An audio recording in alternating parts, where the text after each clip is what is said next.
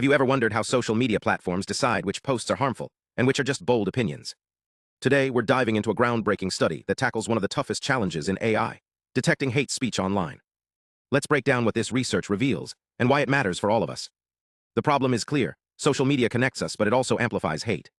Slurs, racist remarks, and sexist jokes aren't just words, they're tools of harm.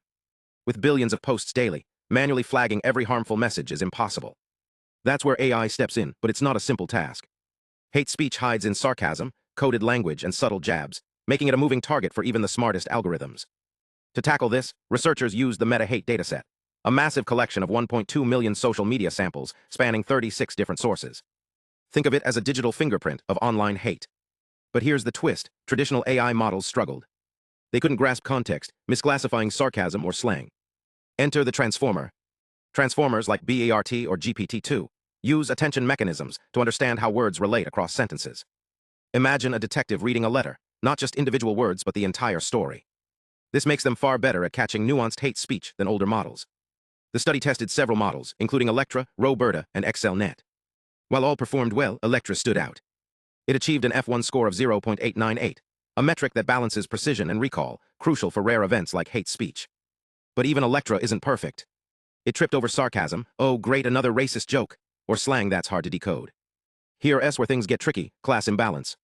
Hate speech is rare compared to everyday language, like finding a needle in a haystack. This skews models, leading to false positives, innocent posts flagged as harmful, and false negatives, actual hate slipping through. In the study, there were 8,215 false positives and 3,393 false negatives. The researchers used two key metrics: ROC-AUC, which measures how well a model separates harmful from non-harmful content, and F1, which prioritizes accuracy in imbalanced datasets. While RoBERTa and XLNet edged out ELECTRA in ROC-AUC, the F1 score told a different story.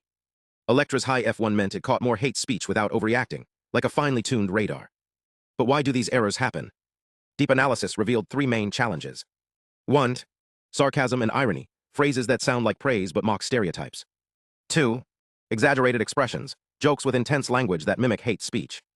3. Keyword bias, common phrases like "I'm so frustrated," triggering false alarms. On the flip side, aggressive messages without obvious hate words, like all-caps rants, often went undetected. It's like the AI is missing the forest for the trees. The study also highlights dataset limitations. Meta-hate, while valuable, may contain mislabeled examples, especially in subjective or political content. Researchers suggest using explainable AI tools to audit datasets, ensuring models learn from accurate examples. Ethically, this work walks a tightrope. Balancing free speech with safety is complex.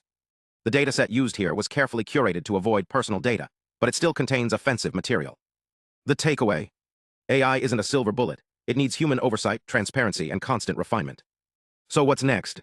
The team recommends combining AI with human expertise, exploring lighter-weight models for real-time use, and improving dataset quality.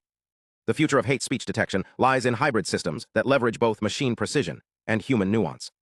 Next time you scroll through social media, remember, behind the scenes, AI is working hard to keep the internet safer.